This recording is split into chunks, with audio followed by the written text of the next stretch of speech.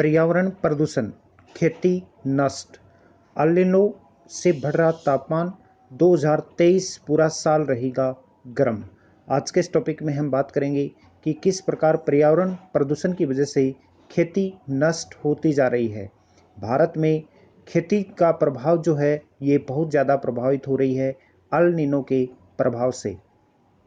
El Nino के बढ़ते प्रभाव के चलते जहां तापमान में बढ़ोतरी का खतरा मंडरा रहा है, वहीं खेती पर बढ़ते संकट को भी नकारा नहीं जा सकता। विश्व मौसम विभाग संगठन WMO की माने तो बीते 7 सालों में बन रही एल नीनो के चलते तापमान में वृद्धि के साथ मौसम में प्रतिकूलता के कारण खेती पर भी दुष्प्रभाव पड़ सकता है।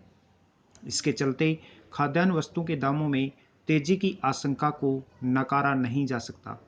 WMO की रिपोर्ट में यह खुलासा किया गया है कि इस वर्ष की दूसरी छमाही में एल नीनो की गतिविधि जारी रहने की 90% संभावना है।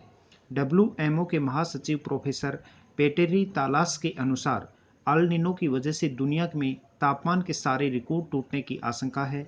खास बात यह है कि यह प्राकृतिक रूप से पैदा होने वाला जलवायु पैटर्न है जो मध्य और पूर्वी उष्णकटिबंधीय प्रशांत महासागर में समुद्र की सतह के तापमान के बढ़ने से जुड़ा है। गौरतलब यह है कि 3 जुलाई को दुनिया भर में औसत तापमान 17.1 डिग्री सेल्सियस तक पहुंच गया, जिससे अगस्त 2016 में बनाए गए 16.92 डिग्री सेल्सियस के रिकॉर्ड को तोड़ दिया। 3 जुलाई को अमेरिका के टेक्सास और दक्षिण क्षेत्र के निवासियों को रिकॉर्ड गर्मी और चीन के लोगों को तेज लू का सामना करना पड़ा। यहां तक कि एटलांटिका के में भी तापमान में बढ़ोतरी दर्ज की गई। वहां जुलाई में तापमान 8.7 डिग्री दर्ज किया गया। दुनिया भर के वैज्ञानिकों ने काफ़ी पहले से ही यह चेतावनी दे दी थी कि साल 2023 में एल नीनो अपना असर दिखाएगा और इस बार 3 महीने का इंडेक्स बता रहा है कि प्रशांत महासागर में एल नीनो के सक्रिय रहने का खतरा 98% तक बढ़ गया है। इंडेक्स के अनुसार औसत तापमान बहुत ऊपर जा चुका है और WMO प्रशांत महासागर की सतह के गहन अध्ययन के बाद भारत समेत दुनिया के देशों को पहले ही सतर्क कर चुका है।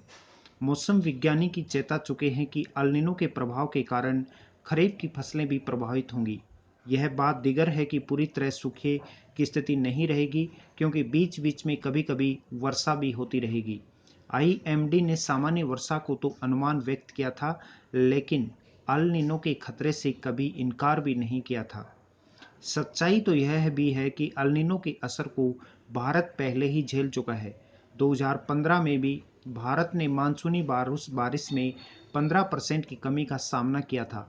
यहाँ तक कि गंगा के मैदानी इलाकों में 25% तक कम बारिश हुई थी। देश के कुछ राज्यों को तो खरीफ की फसल में भारी नुकसान उठाना पड़ा था। कहा गया था कि इस बार भी पंजाब, दिल्ली, उत्तर प्रदेश, बिहार, हरियाणा, झारखंड सहित कुछ राज्यों को वर्षा की औसत मात्रा में कमी का सामना करना पड़ेगा, जबकि पहला पखवाड़ा वर्षा से भरपूर रहेगी।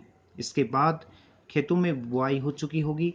अगर बीच में थोड़ी बहुत वर्षा होती भी रहेगी तो इससे ज़्यादा कोई दुष्प्रभाव पड़ने वाला नहीं है, लेकिन देश के पठारी और ऊपरी इलाके पानी की कमी से जूझते रहेंगे। इस वक्त टमाटर के दाम आसमान छू रहे हैं। दाल, चावल, गेहूं के दामों को नियंत्रित करने के लिए सरकार को काफ़ी माथापच्ची करनी पड़ रही है।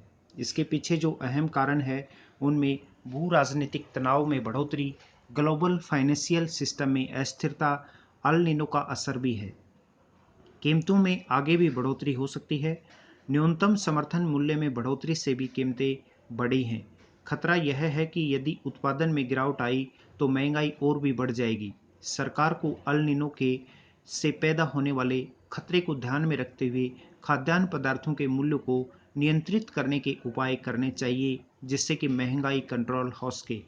और यदि इसी प्रकार से इस एल नीनो का दुष्प्रभाव होता रहा तो आने वाले समय में खेती बिल्कुल नष्ट हो जाएगी।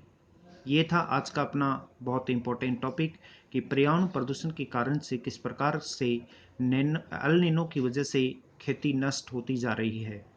ऐसे ही टॉपिक आपको हमारे इस यूट्यूब चैनल ज्ञान का अड्डा पर नियमित मिलते रहते हैं। आप चैनल पर नए हैं तो चैनल को सब्सक्राइब करना बिल्कुल भी नहीं भूलें, उसके साथ घंटे वाले निशान पर क्लिक अवश्य करें। ऐसे ही इम्पोर्टेंट टॉपिक मैं नियमित आप लोगों के साथ लेकर आता रहता हूँ। मेरा प्रयास है कि हर एक बच्चे को निःशुल्क शिक्षा मिले, हर गांव ढानी घर में फ्री ऑनलाइन क्लासें हों। अधिक जानकारी के लिए आप नीचे दिए हुए नंबर पर संपर्क कर सकते हैं या डिस्क्रिप्शन में दिए हुए लिंक पर क्लिक करके आप हमसे फेसबुक, इंस्टाग्राम, ट्विटर पर भी जुड़ सकते हैं।